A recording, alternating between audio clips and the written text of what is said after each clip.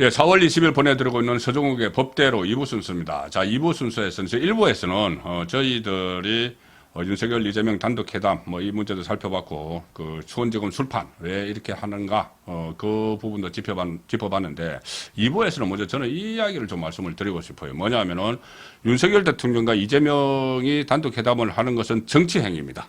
정치행위죠. 통치행위, 정치행위입니다.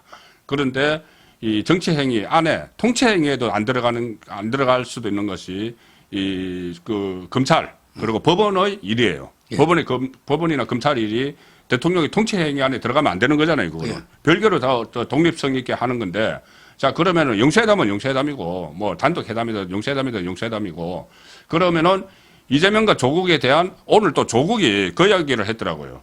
아니, 이재명 만났는데 나도 좀 만나자 또 이야기했어요. 조국이.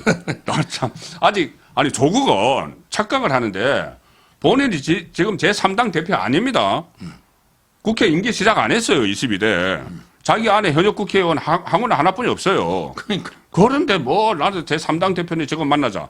말도 안 되는 착각을 하고 있는데 자, 어쨌든 이 상황에서 법원과 검찰은 제 할 일을 해야 되는데 저는 최근 들어서 이 법원을 조롱하는 이재명 그리고 검찰을 야유하고 조롱하는 조국을 봤거든요. 자, 조국은 처음에 선거가 끝나고 나서 12일 날 국립현충원을 갔는데 현충원 가기 전날 제일 먼저 간 게 대검에 갔어요. 대검에 가서 검찰청 해체하고 기소청 만들자 했거든요. 그러면 이원석 검찰총장 입장에서는 이게 가만히 있어야 되는 거예요? 그러니까요. 네. 지금 근데 이원석 총장이 안 보입니다. 안 보여요. 네. 그래서 근데 우리 자유우파 국민들 중에 네. 상당히 이원석 총장 비판 여론이 네. 높아지고 있습니다. 그렇죠. 아니, 네. 검찰청을 없애자고 하는데 조국이가. 그러니까요. 그러면 이제 강력하게 반박을 하든지 뭐 이제 이런 액션을 취해야 되잖아요. 그럼요. 아니, 어떻게 범죄자가 도둑놈이 자기 수사한 검찰청을 없애자. 이게 황당무계한 이게 주장입니까? 거기 이제 쭉 간 11명 중에서 또 저기 뭐 항원화도 있고 예. 또 뭐 차규건 뭐 검찰 수사받고 뭐 재판받는 사람들이 수두룩해요. 그러니까 지금 이제 전부 다 피고인들 아닙니까? 그 전과자. 예. 피고인들이 몰려와가지고 이게 수사기관을 없애버리라. 예. 이런 게 적반하장이거든요. 그럼요. 적반. 예, 예. 옛날에 도둑놈이 예.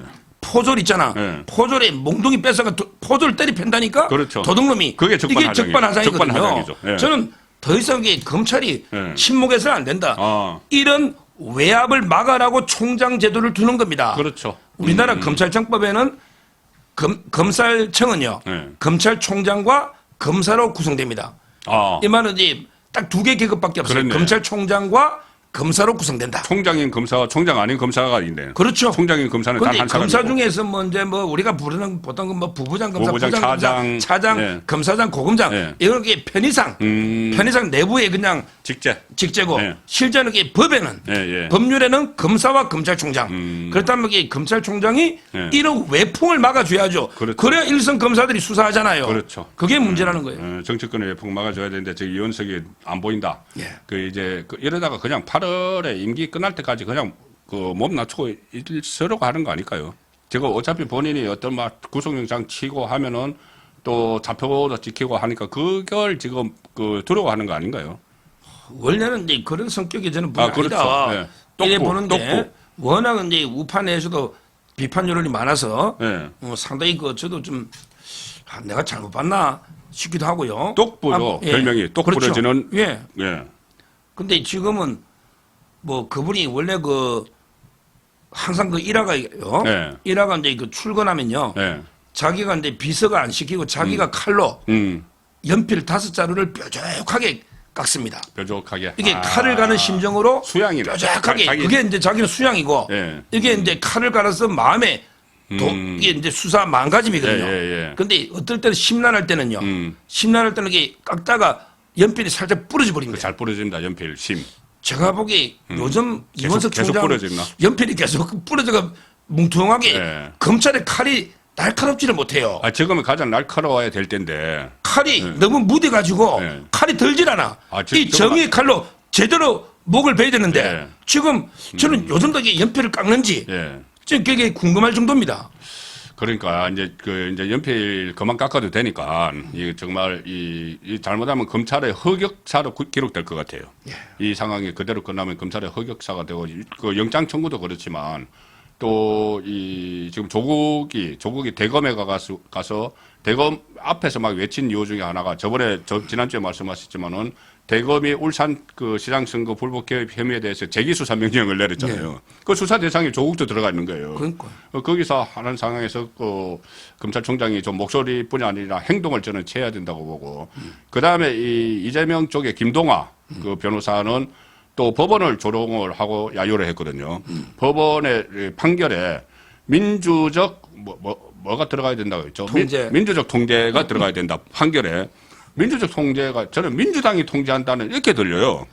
이것도 법원 입장에서는 뭔가 반응을 내놓고 해야 되는 거 아닌가요? 이거는 거의 반헌법적인 발상이죠. 그렇죠. 헌법에 반하는 거죠. 예, 우리 그 법에 예. 법관은 이제 그 법과 자기 양심에 따라 재판하는데요. 그렇죠. 이때 양심이라는 거는 개인의 양심이 아니고 법관으로서 직업적 양심 예. 이렇게 보거든요.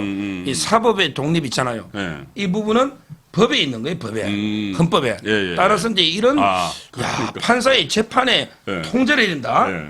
이런 데 발상하는 자체가 예.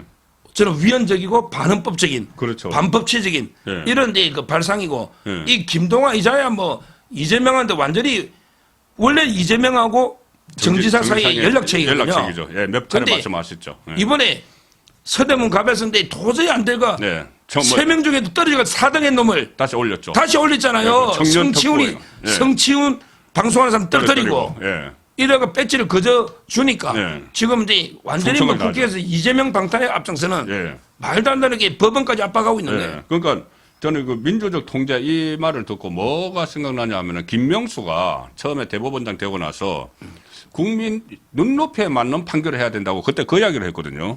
그때도 많은 논란이 있었죠. 아니 판사가 어떻게 국민 눈높이에 맞춰서 하느냐. 이거는 조금 전에 말씀하신 대로 법과 이 공적인 양심의 예에 따라서 하는 건데 그때 국민 눈높이라는 거는 여론 재판 하자는 이야기였어요. 그때 막 그게 인민재판이죠. 옛날에. 그렇지. 옛날 인민재판이죠. 인민재판 하자는 이야기인데 이것도 지금 그 이야기를 하면서 이 법원을 압박을 하고 있는데 여기서도 법원이 저 검찰총장이 지금 안 보이는다. 근데 조일의 대법원장도 좀 안 보이는 거 아니에요?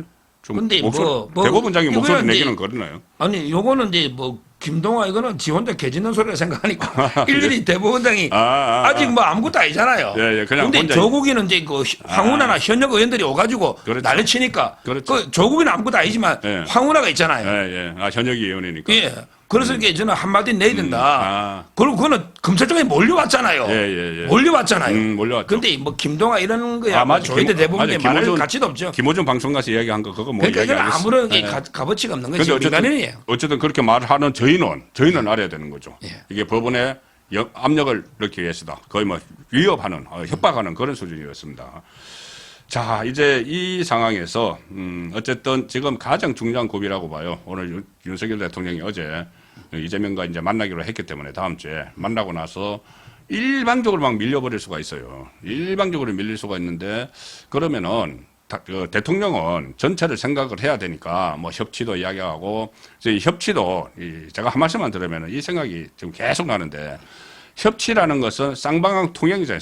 서로 저기 쌍방향이잖아요. 말 그대로 쌍방향으로 협치가 되죠. 그런데 이재명은 다수당이 됐다고 지금 어제 보면은 법안들 무더기로 막 통과시키고 일방적으로 국민의힘 다 불참한데 다 통과시키고 또 상임위원회 17개 전부 다 독식하겠다고 하고 이러잖아요.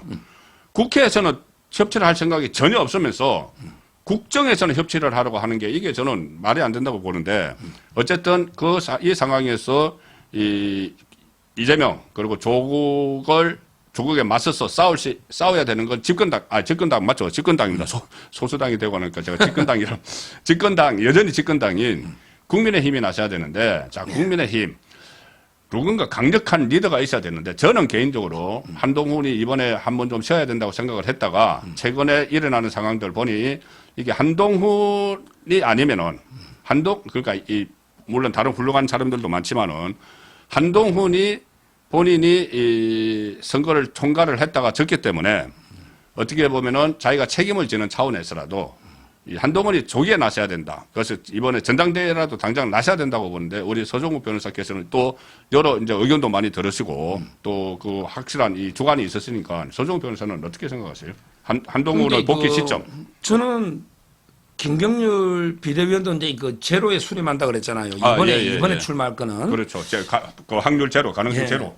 지금 뭐 누구 책임을 논할 때는 아니지만 그래도 이제 그 대통령실과 당이 공동 책임이 있는 건 맞잖아요. 그럼요. 예. 그렇다면 이제 그 책임을 지고 특히 한동훈 위원장은 전적으로 내 책임이다. 이라고 이제 그 비대위원장을 사퇴했는데 예. 근데 바로 다시 복귀하면 그럼 이게 책임지겠다고 행가하고 또 이제 복귀하는 거하고 이게 좀 논리 모순도 있고 근데 그럼 뭘 책임지느냐 이런 데 비난이 또 나올 수도 있고 저는 한 위원장이 그리고 건강이나 워낙 이게 모든 걸 소진했거든요. 따라서 이제 조금 저는 재충전하면서 그다음에 국민의 사랑을 어떻게 하면 이게 받을 수 있는지 좀 고민도 해보고 이렇게 해서 이제 그 조금 쉬었다가 아마 이번에 제일 보궐선거 많을 겁니다. 지금 이미 피고인이 20명이에요. 내년 4월에요. 예. 그래도 돈봉투 이미 20명이에요. 돈봉투 11명. 돈봉투도 11명 있지만 수여준 것도 많고요. 선거사범. 아마 보궐선거가 있을 수도 있고 다른 보궐선거 아니더라도 이게 뭐 재선거도 뭐 있고 그러니까 선거법은 빨리빨리 판결을 내리기 때문에 원래대로면 이게 빨리빨리 나죠. 633이에요. 1년 내에 나니까 633. 1년 내에 나니까 내년 4월에 그러니까 예를 들면 내년 대선까지 뭐 아니면 이게 임기 2년 기다리라는 게 아니고 이번에 당대표 정해지면 2년 임기잖아요. 그건 아니고 저는 충분히 1년 정도면 보궐선거 놓을 수가 있다. 그럼 이런 데 수도권에 가서 한번 진짜 실력을 보여주는 거죠. 선당우사로. 그러면 이제 국회에서 국회 경험 좀 쌓고 그리고 이제 지방선거를 좀 이끌고 그리고 바로 이제 대선에 직행하라는 거죠. 결국 저는 국회는 좀 해보시고 했지. 그다음에 그 대선에 직행하는 이러는 거고 아마 이제 그나 워낙 지금 당이 뭐 위기 상황이니까 뭐 한동훈 위원장 등판론 상당히 많은 거 맞고 지금 지지율 1위인 것도 맞죠. 그렇죠. 이게 저는 본인을 위해서 책임 이것도 좋고요. 하나 더 말하면 아직도 이게 이제 걱정되는 거는 윤 대통령하고 한동훈 위원장 사이가 이제 아직은 저는 회복이 안 된 걸로 보고 있어요. 그런 것 같아요. 상당히 섭섭한 걸로. 왜 그러냐면 이제 그 윤 대통령 입장에서는 거의 뭐 책임은 윤 대통령 다 지는데 다 너 공천이나 모든 걸 당에서 했지 않냐. 근데 왜 책임 다 지니까 그게 안 풀릴 수가 있어요. 그렇습니다. 섭섭함이. 그래서 지금 홍준표하고는 4시간 만나고 근데 저는 제가 알기로 한동훈 위원장한테 전화 없는 게 맞아요. 아, 그래요? 제가 일부에서 전화했을 수도 있다고 말씀하셨어요. 그건 뭐 가능성이 다 있지만 여러 이제 경로로 보면 만나면 이게 안 놓을 수가 없어요. 그렇죠. 그렇잖아요. 보도가 되죠. 그래서 저는 그러면 이게 또 극한 대립. 이번에 복귀했을 때 진짜 또 윤 대통령과 한동훈 대 극한 대립했을 때는 완전히 진짜 보수가 또 분열될 수 있잖아. 그렇죠. 그 점에서는 이게 조금 저는 뭐 윤 대통령이 오케이 이번에 나와 당을 이끌 이러면 모르겠는데 또 이게 극한 대립으로 갈 수가 있거든요. 윤석열 대통령과 교감 공감이 되지 않은 상황에서 한동훈이 다시 나서서 이제 당을 이끌겠다고 하면은 또 다른 측면에서 윤석열 대통령과 갈등이 일어날 수도 있다. 갈등이 그러려면 진짜 탈당할 수도 있는 거고 만약에 한동훈 대표가 된다면 그 측면도 있네요. 지금 이게 그 관계를 어떻게든 좀 회복시키는 게 있잖아요. 이게 저는 더 필요하다 봅니다. 급선무로. 그렇네. 제가 이 부분을 좀 간과한 것 같은데 그래서 저는 한동훈 앞으로 이게 22대 국회가 개원되자마자 이재명과 조국이 본인들의 이 구속을 피하기 위해서 또는 복수심에서 막 개헌 탄핵하면서 막 밀고 나가면은 1년 안에 나라가 엉망이 될 것 같아서 그렇습니다. 그래서 한동훈이 본인의 결자 해지 차원에서 아니 명예 회복 차원에서 나와서 싸움의 선봉에 서는 게 어떤가를 생각을 했는데 그 경우에는 윤석열 대통령이 인정을 하지 않는 그 상황이 올 수도 있다는 것이 지금 제가 말씀을 들으면서 생각난 게 자, 홍준표가 16일 날 윤석열 대통령과 4시간 동안 만찬을 했잖아요. 그런데 16일 이전에 윤석열 대통령을 만나기 전에 아마 약속이 그 전에 좀 한참 전에 됐다고 그때 나왔어요. 그러면은 윤석열 대통령과 만남을 앞두고 한동훈을 본격적으로 공격을 했거든요. 문재인의 사냥개 이런 이야기도 하고 얼씬거리지 마라. 대권 놀이했다. 셀카 찍고 다녔다. 막 이렇게 했는데 윤석열 대통령과 만났죠. 만났는데 그러면은 그 부분에 대해서 그 윤석열 대통령이 뭐라고 했으면 그다음부터 말 안 할 텐데 17일 날 다시 한동훈을 또 공격을 했어요. 황태자가 뭐 그 주군에게 대들다가 폐쇄자 됐다. 그러면은 윤석열 대통령이 별다른 뭐 이야기를 하지 않았다는 게 되잖아요. 한동훈에 대해서 그렇게 너무 좀 하지 마라. 오히려 근데 이거 윤 대통령이 한동훈 위원장에 대해서 감정이 안 좋은 걸 홍준표 시장이 그렇네. 본능줄 알잖아요. 예. 그러니까 이제 더 한동훈 위원장을 공격하는 게 아닌가. 저는 이런 데 그 생각이 들고요. 실제 그 윤 대통령이 뭐 한 위원장 이제 카드를 버리고 아마 이제 그 대안이 시대잖아요. 당장 이제 뭐 당장 홍준표가 뭐 대표까지는 쉽지는 않을 겁니다. 대구시장 사퇴하는 것도 말이 안 되고. 그렇죠. 당장은 이제 그런 시나리오는 나오긴 나오는데. 그래서 다른 이제 그 대안을 뭐 당이든 아니면 이게 차기 대권이든 다른 대안을 좀 모색하는 게 아닌가. 윤 대통령이. 그러니까 이제 그런 만남이 공개가 되고 계속 이 공격을 하잖아요.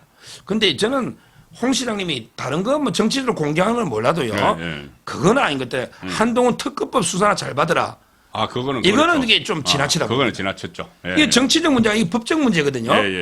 예를 들어 이제 그 좌파하고 치열하게 싸우다가 특급법 당해가지고 구속되고 처벌되면 이게 누가 좌파하고 싸웁니까? 그렇죠. 지금 특검은요. 세 개가 지금 좌파들이 하거든요. 최상병 특검법이 아니고요. 이거는 윤석열 특검법입니다. 그럼요. 윤석열 특검법, 최상병은 다 이미 규명이 돼 있잖아요. 박주민이 이야기했잖아요. 윤석열 대통령도 수사 대상에 포함된다고 이야기를 했잖아요. 그러니까 윤석열 특검법, 그다음에 김건희 특검법, 그다음에 한동훈 특검법, 이러면 이게 보수 다 죽어요. 이 특검법에 3명, 이 특검법은 다 막아야 되는 거예요. 이걸 수사나 잘 받으라. 이거는 좀 지나치잖아요. 정치적으로는 라이벌이니까 뭐 좀 비판할 수 있죠. 그렇죠. 저도 약간 이게 그 한동훈 위원장 약간 아쉬운 거는요. 제가 누누이 건의했지 않습니까? 대통령과 원팀으로 가야 되지 너무 차별하면 안 된다. 그 많은 좋은 정책을 한 번도 언급 안 했잖아요. 정책 선거를 해야 되는데. 그거 아쉽고요. 그다음에 저는 비례 공천이 많이 아쉬워요. 지역구는 제가 뭐 도태우 장해찬도 있지만 비례는요. 뭔가 이제 국민에게 주는 메시지가 좀 강해야 되거든요. 그렇죠.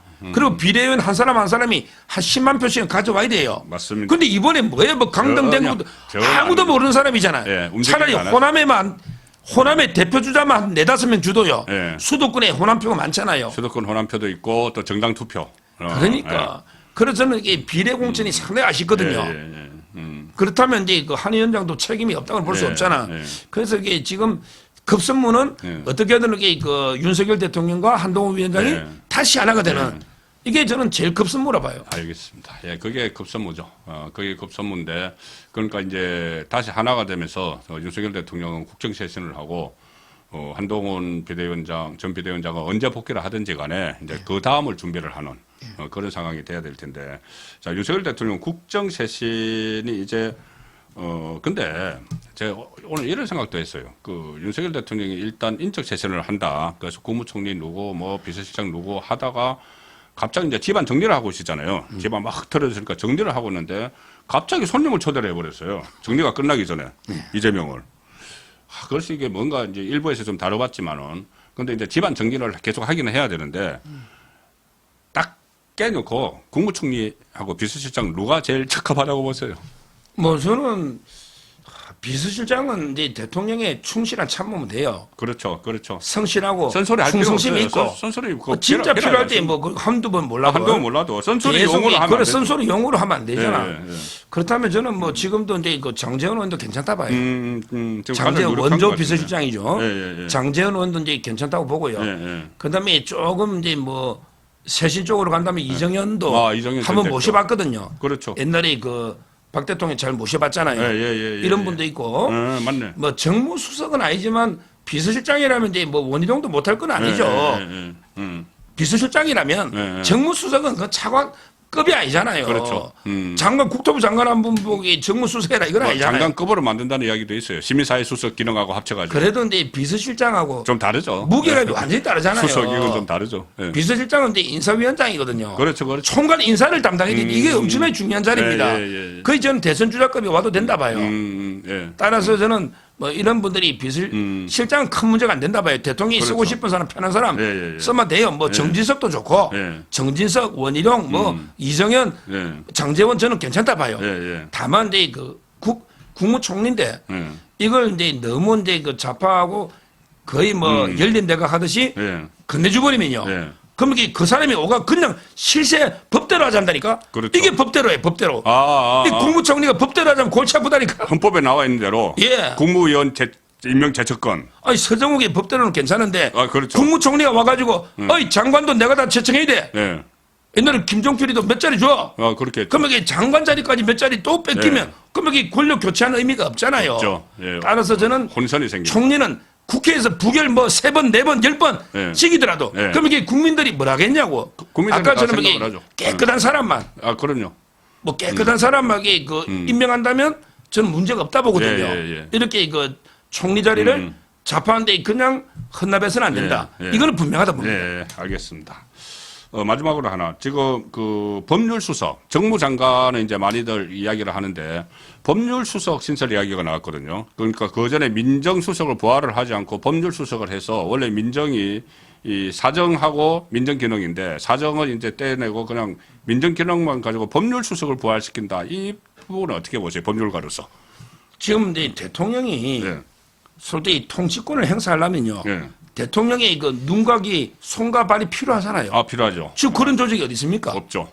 없잖아요. 저는 옛날부터 촉수가 있어요. 민정수석 자체가 저는 필요하다고 보는데 그러면 이제 또 사정 기능까지 부활시키면 또 좌파들이 막 떠들 거 아닙니까? 그래서 이제 그 반부패 공직기강 그다음에 민심을 전한 민정 요 정도로 해서 이제 법률수석 이게 옛날에 민정수석실의 한 7, 80% 정도를 복원하는 건데요.